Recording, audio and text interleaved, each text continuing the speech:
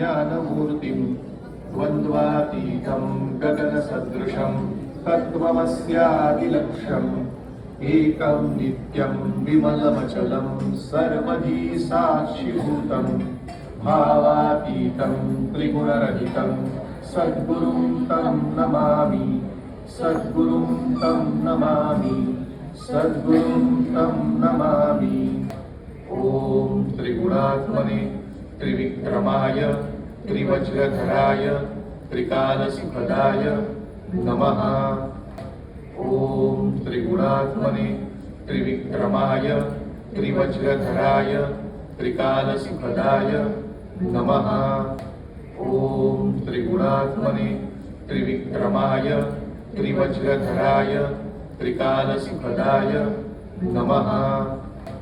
ॐ त्रिगुणात्मने त्रिविक्रमाय त्रिवज्रधराय त्रिकालसुखदाय नमः।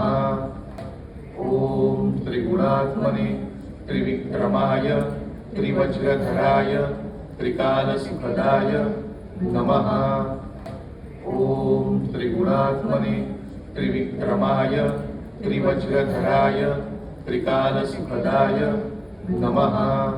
योः त्रिविक्रम दयां कुरु क्षमां कुरु कृपां कुरु मार्गं दर्शय।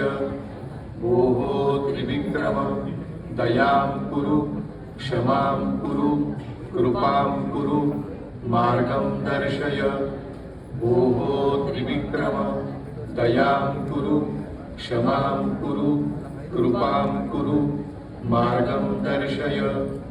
भोः त्रिविक्रम दयां कुरु क्षमां कुरु कृपां कुरु मार्गं दर्शय।